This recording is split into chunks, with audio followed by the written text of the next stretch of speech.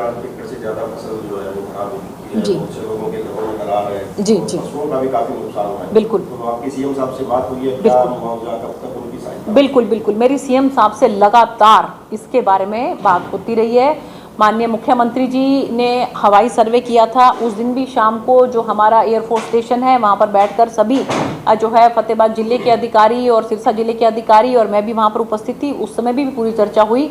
इसके अलावा दिल्ली के हरियाणा भवन के अंदर भी जो है अभी 1-2 दिन पहले ही मेरी माननीय मुख्यमंत्री से फिर से चर्चा हुई।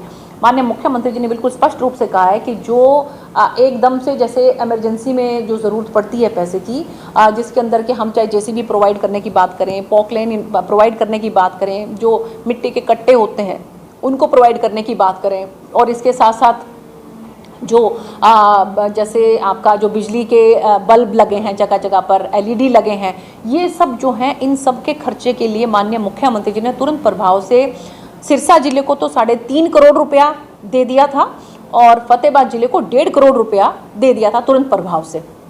इसके अलावा मुख्यमंत्री जी ने कहा कि मनरेगा का काम सभी जगह पर खोल दिया था और मनरेगा के जो हमारे लेबर क्लास है उनको सबको 15 से 20 दिन के अंदर अंदर उनकी पेमेंट आ जाएगी। इसके अलावा माननीय मुख्यमंत्री जी ने क्षतिपूर्ति पोर्टल जो है वो 31 जुलाई तक खुला है। आपके माध्यम से भी मैं बार बार कहना चाहूँगी, जिसका जो भी नुकसान है, चाहे एक सुई का भी अगर किसी का नुकसान है तो अपना वो क्षतिपूर्ति पोर्टल के अंदर ज़रूर डाल दें। तो उसमें जो फसलों का नुकसान है वो भी डाल दें, जो पशु का नुकसान है वो भी डाल दें, और इसके अलावा किसी के मकान का नुकसान है तो वो भी डाल दें। कम से कम 550 के करीब जो है मकान उसके अंदर आ चुके हैं, लेकिन फिर भी अगर किसी को लगता है कि उनका नहीं आया तो वो भी उसके अंदर डाल दें। सबको सर्वेक्षण करवाने के बाद एक उचित तरीके से जो है उसकी इंक्वायरी करवाने के बाद माननीय मुख्यमंत्री जी ने विश्वास दिलाया है कि सबको मुआवजा जो है जैसे जैसे हिसाब से बनता है वो सबको मिलेगा।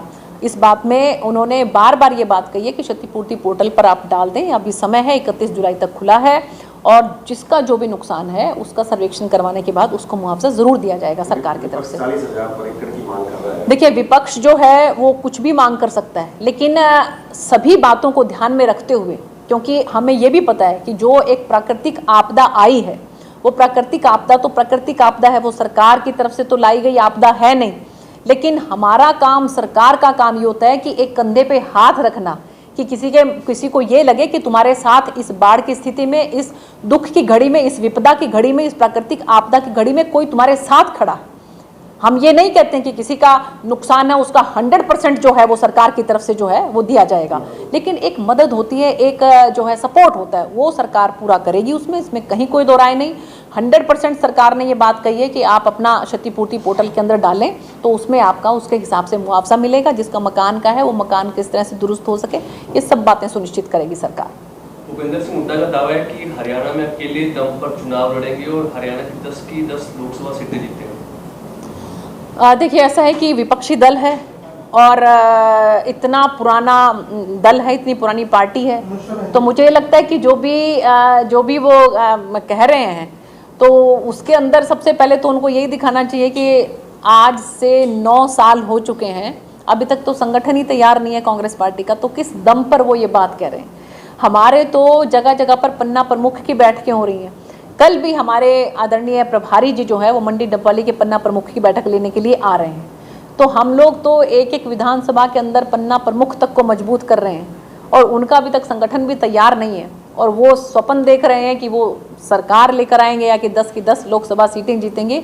तो मुझे लगता है ये मुंगेरी लाल के हसीन सपने हैं।